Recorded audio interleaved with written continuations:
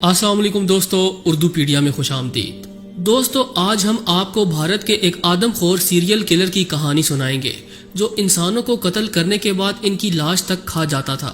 یہ شخص کون تھا، اسے کیسے پکڑا گیا اور اس کی ڈائری سے ایسے کون سے حقائق ملے جنہوں نے دنیا کو حیران کر کے رکھ دیا۔ اس حقیقی کہانی کو مکمل جاننے کے لیے ویڈیو کو شروع سے لے کر آخر تک ضرور دیکھیے گا، اور اگر آپ چینل پر نئے ہیں تو اسے سبسکرائب بھی کر لیجئے۔ تو آئیے چل کر موضوع کا آغاز کرتے ہیں۔ دوستو، یہ سن 2000 کے آخری دنوں کی بات ہے جب انڈین ریاست اتر پردیش کے شہر پریاگ راج کے ہندی اخبار سے وابستہ ایک صحافی دھریندر سنگھ شہر سے گاؤں اپنے گھر جاتے ہوئے اچانک غائب ہو گیا۔ وہ دفتر کے ساتھیوں کو بتا کر گیا کہ وہ اپنی حاملہ بیوی کی عیادت کر کے 2 دنوں میں واپس آ جائے گا، لیکن جب وہ پریاگ راج سے نکلنے کے 2 دن بعد بھی گاؤں نہ پہنچا تو خاندان والوں اور دوستوں نے پولیس سے رابطہ کیا۔ یہاں سے شروع ہوئی ایک ایسی کہانی جو سننے میں تو شاید کوئی افسانہ لگے، لیکن ہے 100% حقیقت پر مبنی۔ اس کہانی پر نیٹ فلکس نے ایک انڈین پروڈکشن ہاؤس کے تعاون سے 3 قسطوں پر مشتمل ایک documentary series the Indian predator diary of colour بنائی، جس میں اناؤ جیل میں موجود قاتل سے بھی بات چیت کی گئی۔ صحافی کی گمشدگی کی تحقیقات کرنے والے پولیس افسر دھریندر کے موبائل فون کی مدد سے ایک ایسے نمبر تک پہنچ گئے جو ضلعی کونسل کی ایک منتخب خاتون رکن کا پرسنل موبائل نمبر تھا۔ جانچ پڑتال پر معلوم ہوا کہ دھریندر سنگھ اور خاتون رکن کا تعلق ایک ہی گاؤں سے ہے، اور خاتون کا شوہر راجہ کلندر بھی گمشدہ صحافی کو جانتا ہے۔ تحقیقات کے دوران معلوم ہوا کہ دھریندر کا موبائل دراصل راجہ کلندر کی گاڑی میں موجود تھا۔ راجہ کلندر اور اس کے برادر نسبتی نے پولیس کی حراست میں جرم قبول کیا اور بتایا کہ انہوں نے دھریندر کو راجہ کلندر کے فارم پر قتل کیا اور لاش کے ٹکڑے ٹکڑے کر کے 3 مختلف مقامات پر پھینک دیے۔ راجہ کلندر کی ملکیت کے ایک فارم ہاؤس پر جب پولیس پہنچی تو انہیں وہاں ایک تجوری اور ایک سرخ ڈائری ملی جس میں لکھا تھا 14واں نام دھریندر۔ یہاں پولیس کے لیے یہ سوال اہمیت اختیار کر گیا کہ آخر یہ مزید 13 نام کن لوگوں کے ہیں۔ آگے چل کر پولیس کو علم ہوا کہ قاتل کا نام راجہ کلندر ہے، لیکن یہ اس کا اصلی نام نہیں، اس کا اصلی نام رام نرنجن ہے، اور اس نے اپنا نام راجہ کلندر خود رکھا ہے۔ دوستو، جب تحقیق میں راجہ کلندر کے بیٹوں اور ڈاکٹر حضرات کو شامل کیا گیا تو کہانی مزید دلچسپ ہو گئی۔ راجہ کلندر سے سوالات کرنے والے تفتیشی ڈاکٹرز نے انکشاف کیا کہ رام نرنجن عرف راجہ کلندر دراصل ذہنی مرض کا شکار ایک ایسا شخص تھا جو تصوراتی دنیا میں رہتا تھا اور خود کو راجہ یعنی کسی ریاست کا بادشاہ سمجھتا تھا۔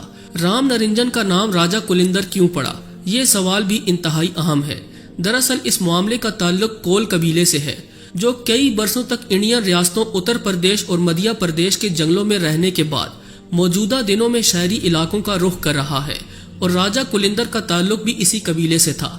اپنے قبیلے کے متعلق راجہ کلندر یہ خیال کرتا تھا کہ انڈین معاشرے میں کول قبیلے کو وہ مقام نہیں ملا جو اسے ملنا چاہیے تھا، اسی لیے اس نے خود کو راجہ کلندر کہنا شروع کر دیا۔ اس نے اپنی بیوی کا نام تبدیل کر کے پھولن دیوی رکھ دیا اور اسے ضلعی کونسل کا رکن بھی منتخب کروایا۔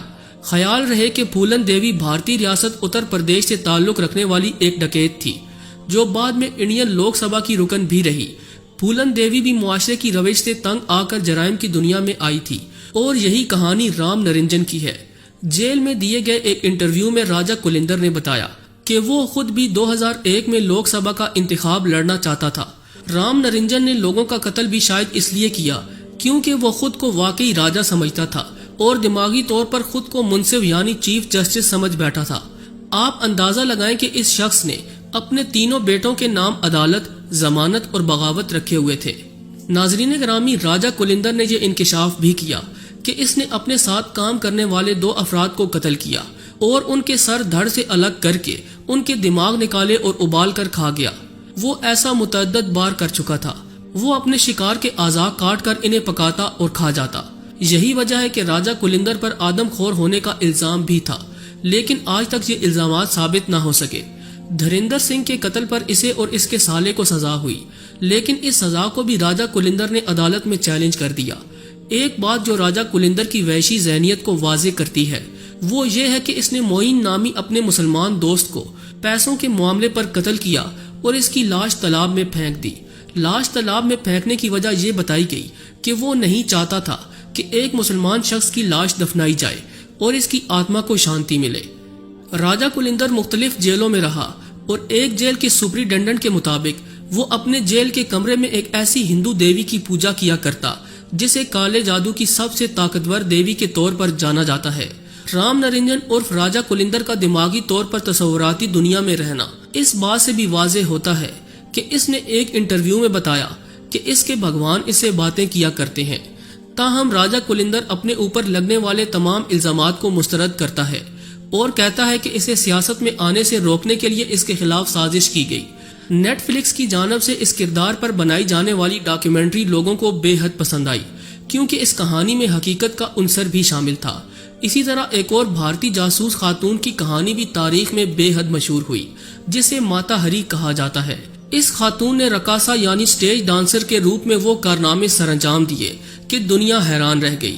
ناظرین گرامی، تاریخ دان لکھتے ہیں کہ ماتا ہری نے ایک زمانے میں یورپ کے دارالحکومتوں کو اپنے قدموں پر جھکا رکھا تھا۔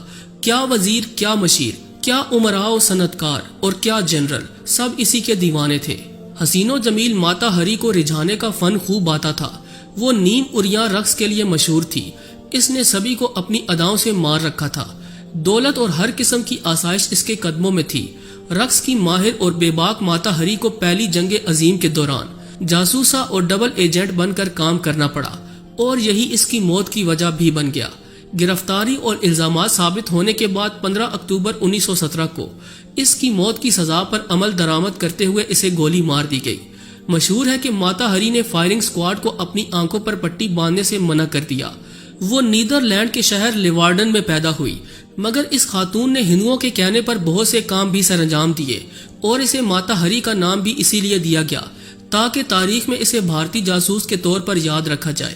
ماتا ہری کا اصل نام مارگریٹ زلے ہے جس کا سن پیدائش 1876 ہے۔ ماتا ہری کی شادی انتہائی کم عمری میں ہوئی مگر اس کی یہ شادی زیادہ عرصے تک نہ چل سکی اور وہ رشتہ ختم کر کے فرانس چلی گئی۔ وہ ایک ولندیزی تاجر کی بیٹی تھی۔ اس کے باپ نے ایک فوجی افسر سے اسے بیاہ دیا تھا لیکن 26 سال کی ماتا ہری یہ تعلق توڑ کر پیرس پہنچ گئی۔ وہاں پیٹ بھرنے کے لیے اس نے اپنے حسن اور اداؤں کا سہارا لیا اور ایک کلب میں رقص کرنے لگی۔ جلد ہی اس کے حسن و جمال اور نیم اریاں رقص کا یورپ بھر میں چرچا ہونے لگا اور بعد کے چند ہی برسوں میں وہ با کمال رقاصہ کہلائی جانے لگی۔ لیکن چند سال بعد اس کی کشش نہ جانے کیوں مان پڑ گئی اور اس دوران اس کے مال و آسائش میں کمی آئی اور وہ مقروض ہو گئی۔ اپنی زندگی کے اسی موڑ پر ماتا ہری نے جاسوسہ بننے کا فیصلہ کیا۔ ایک جرمن سفارتکار نے اس کو فرانس کے راز جرمن حکومت کو فراہم کرنے پر آمادہ کر لیا۔ ماتا ہری کو پیسے سے غرض تھی۔ وہ اب بھی اپنے جسم کی نمائش اور نقوش کی بدولت آسانی سے فرانس کے اعلیٰ حکام اور فوج کے افسران تک رسائی حاصل کر سکتی تھی۔ یہ سلسلہ شروع ہوا تو ماتا ہری نے فرانسیسی خفیہ ایجنسیوں سے بھی رقم بٹورنے کا سوچا اور خود کو جاسوسی کے کام کے لیے پیش کر دیا۔ حیران کن طور پر فرانسیسی اس پر رضامند بھی ہو گئے۔ تاہم کچھ عرصے بعد فرانسیسیوں کو شک گزرا کہ ماتا ہری جرمنوں کے لیے کام کر رہی ہے۔ تاہم اسے متعدد مشن دیے گئے اور ساتھ ہی اس کی نگرانی بھی کی جانے لگی۔ یوں ایک دن اسے گرفتار کر لیا گیا اور جرم ثابت ہونے پر اسے گولی مار دی گئی۔ جی تو دوستو، ہمیں پوری امید ہے کہ آج کی یہ ویڈیو آپ کو بے حد پسند آئی ہوگی۔ ویڈیو اچھی لگی ہو تو اسے لائک کرتے ہوئے دیگر دوستوں سے شیئر کر دیجیے گا۔ ایسی ہی انفارمیٹیو ویڈیوز دیکھنے کے لیے ہمارے چینل کو سبسکرائب بھی کر لیجیے۔ آج کے لیے بس اتنا ہی۔ اگلی ویڈیو تک کے لیے اللہ نگہبان۔